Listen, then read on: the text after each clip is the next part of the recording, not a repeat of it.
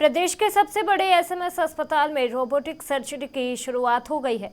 नई तकनीक से अस्पताल ने महज 2 दिनों में 5 बड़े ऑपरेशन सफलतापूर्वक पूरे कर एक नया कीर्तिमान स्थापित किया है।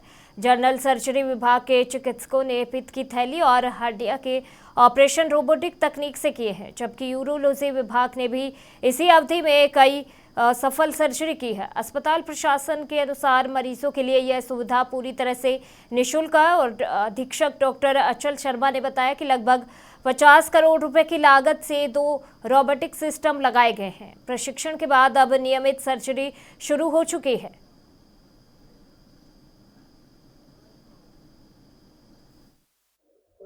नमस्कार, आप देख रहे हैं NSC9 न्यूज नेशनल समाचार कॉर्पोरेशन और आपके साथ मैं हूं हिमांशी शर्मा। जिस तरीके से तकनीकी चीजें आगे बढ़ती जा रही है, वैसे ही एसएमएस में एक नई पहल की गई है, जिसमें कहीं ना कहीं जो एक्सरसाइज है उसको तकनीक के जरिए आगे बढ़ाया जा रहा है। रोबोट के जरिए जो है वो एक्सरसाइज करवाई जा रही है। तो इस पूरी नई पहल को लेकर हम यहाँ पे जो मैम है HOD जो है उनसे बात करना चाहेंगे कि किस तरीके से जो इस पहल को आगे बढ़ाया गया है। एसएमएस की एक नई पहल है जो टेक्नोलॉजी के साथ कहीं ना कहीं आगे बढ़ती हुई दिख रही है। मैम, जिस तरीके से हर चीज है वो टेक्नोलॉजी के जरिए आजकल आगे बढ़ रही है, ऐसे में एसएमएस ने भी एक नई पहल की है और जो एक्सरसाइज है उसके लिए कोई उनके साथ ना होने की जगह एक रोबोट के जरिए जो है एक्सरसाइज की मशीन लगा दी गई है। तो वो कहीं ना कहीं पेशेंट को एक्सरसाइज का एक हेल्प करने में यूज हो रहा है। तो उसको लेकर, इस नई पहल को लेकर आपका क्या कहना है? यहाँ PMR डिपार्टमेंट में प्रिंसिपल साहब और MS की और अपने गवर्नमेंट की तरफ से एक एडवांस रिहेब का सेंटर स्थापित किया गया है अभी, जिसमें कि हमारे पेशेंट को, जो हमारे यहाँ स्पाइनल कॉर्ड इंजरी के पेशेंट हैं, CP चाइल्ड्स हैं, स्ट्रोक वाले पेशेंट हैं, अगर हम लोग से रोबोट से अगर रिहेब कराते हैं तो सब जल्दी इम्प्रूवमेंट आएगा और पेशेंट को ज़्यादा अच्छे से इम्प्रूवमेंट आने की संभावना है। उसमें फिजियोथेरेपिस्ट को भी हेल्प मिलती है, क्योंकि एसएमएस का इतना बड़ा डिपार्टमेंट है ये कि यहाँ बहुत ज़्यादा पेशेंट की भीड़ है। तो हमें इससे क्या, फिजियोथेरेपिस्ट भी इतनी संख्या में मतलब काम में बिजी रहते हैं कि इससे उनको भी हेल्प मिलेगी कि थोड़ा सा एक्सरसाइज प्रॉपर्ली किसी दूसरे के द्वारा करी जा सके। और इसमें एक पर्टिकुलर बना हुआ है कि हम लोग उसको फीड कर देंगे कौन सी एक्सरसाइज कैसे करानी है। तो इससे अपर लिम्ब और लोअर लिम्स के जो प्रॉब्लम है, पेशेंट को वीकनेस है, तो उसकी स्ट्रेंथनिंग बढ़ाई जा सकती है, रेंज ऑफ मोशन एक्सरसाइज करा सकती है, तो पेशेंट को अच्छा सा इम्प्रूवमेंट आएगा।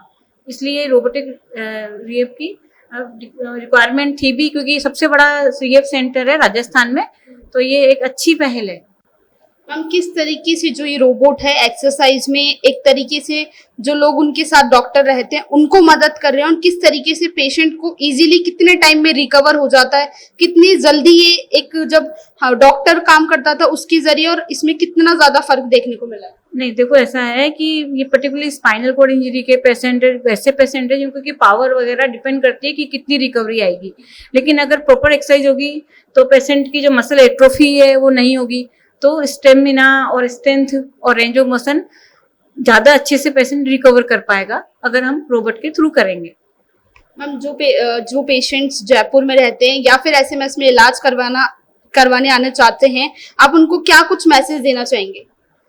यहाँ पे एडवांस रोबोटिक फैसिलिटी तो अवेलेबल है ही, तो कोई भी इस तरह का पेशेंट हो जिसको कि स्पाइनल कॉर्ड इंजरी है, स्ट्रोक है या वीकनेस है अपर लिम्ब लोअर लिम्ब में, तो वो यहाँ आकर के इस तरह से एक्सरसाइज के लिए आ सकता है और अपना मतलब जितना रिकवरी चांसेस है कि वो इम्प्रूव हो जाए पहले से ज्यादा, अगर हम एडवांस तरीके से रिहेब कराएं तो आपने देखा कि किस तरीके से टेक्नोलॉजी जहां आगे बढ़ती जा रही है, वही साथ में एसएमएस हॉस्पिटल ने भी एक पहल की है और यहाँ पे जो एक्सरसाइज के लिए जो है रोबोटिक मशीन रखी है, जो जिसको जिस तरीके से कमांड देते हैं, कमांड के अकॉर्डिंग वो एक्सरसाइज करती है। तो कहीं ना कहीं ये पहल आप लोगों के लिए एक सुविधा का जरिया बन सकती है। मैं हिमांशी शर्मा, कैमरामैन नेमीचंद पांचाल के साथ NSC9 न्यूज जयपुर।